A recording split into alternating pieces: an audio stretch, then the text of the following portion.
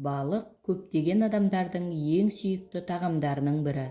Адамдар өзен, теңіз және мұхит, сондай-ақ ақ және қызыл, майлы және майлы емес балықтарды, яғни әркім әртүрлі балықтарды жақсы көреді.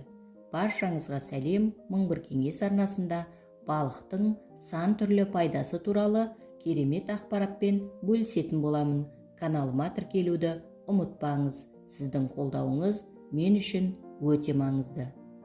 Балық несімен пайдалы және ол зиянды болуы мүмкін бе?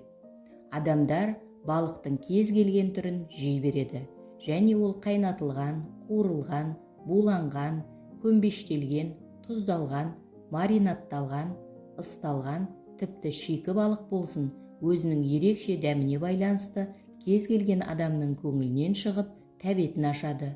Ет тұтынатындарға қарағанда балық жейтіндер көп, өйткені тіпті ет жемейтін кейбір адамдар балықтың артықшылығы оның етінің құрамында екенін біле отырып балық жейді. Оның құрамында А, Д, Е дәрумендері және кальций, иод, темір, магний, фосфор, селен, мырыш бар. Тауық еті секілді балықтың құрамында да адам ағзасы жақсы сіңіретін өте жоғары сапалы ақуыз бар.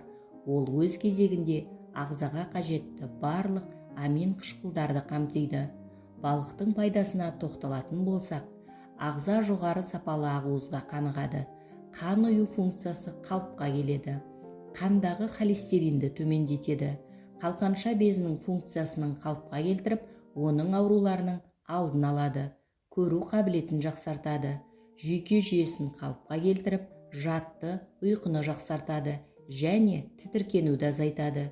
Өмір сүру ұзақтығын арттырады.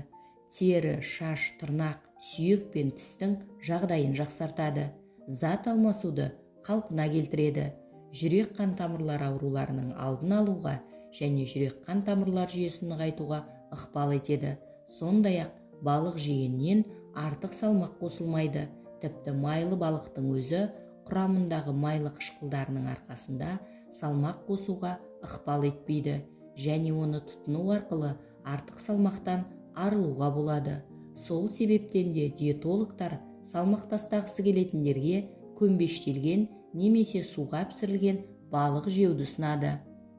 Ең дұрысы суда немесе буда пісірілген балық жеген жөн. Себебі балық осындай жолмен әзірленсе, пайдалы заттардың көп мөлшерін сақтап қалады. Сондай-ақ көмбештелген балық та пайдалы. Ал маринадталған, ысталған, тұздалған және кептірілген балық тек жоғары сапалы болса және дұрыс дайындалған жағдайда ғана пайдалы болады және оның паразиттерді жұқтыру қаупі аз болады. Балықты қалай таңдау керек? Жас балықтың өзіне тән жағымды ерекше иісі болуы керек, бірақ иісі жағымсыз және өткір болмауы тиіс.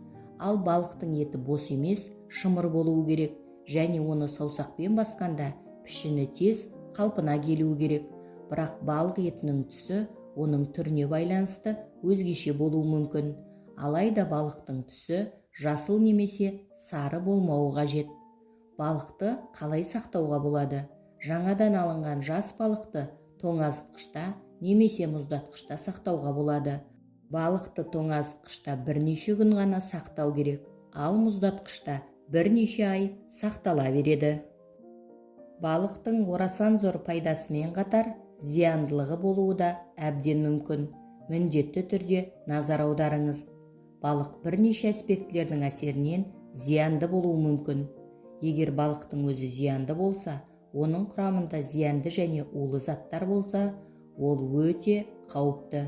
Соның ішінде майлы балық, диарея және ішектің қатты ауруын тудыратын қоңыр балық, бурый скалозуб немесе фугу, ит балық, кірпі балық, ай балық, спинорог, қырымдық мұртты балық, марена, барракуда, теңіз шортаны секілді балықтардың бәрі уытты және олар сал ауруына немесе тіпті өлімге әкелуі мүмкін.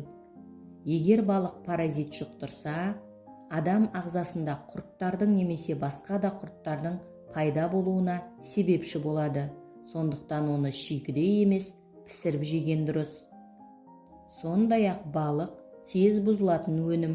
Ол арнайы сақтау талаптарын қатаң талап етеді. Егер балық дұрыс сақталмаған болса, өте қауіпті.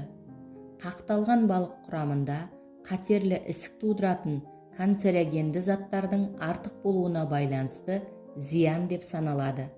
Бірақ суық қақталған балық аса зиянды емес, ал ыстыққа ысталған балықтарда канцерогенді заттар көп болуы мүмкін. Жалпы балықты ежелден адам ағзасын тазалайтын, сүйек пен тісті қатайтатын, түрлі дәрумен беретін тағам ретінде пайдаланып келеміз. Әсіресе оның тез қорытылатыны мен диета кезінде таптырмайтын тағам болғандығы үшін жоғары бағалаймыз. Балық еті құрамында өте көп дәрумен мен микроэлементтер кездесетіні себепті, оның биологиялық бағасы ірі қара мал мен қой етінен жоғары. Мысалы, балық етінің 100 граммында адам денсаулығы үшін өте қажет болған 1 күндік 0,2 мг йод бар. Оның құрамында ақуыз, түрлі дәрумендер мен минералдар бар. Балық етін жеген адам семіріп кетпейді. Бұған қоса балық еті құрамында адамға аса қажет омега-3 май қышқылдары бар.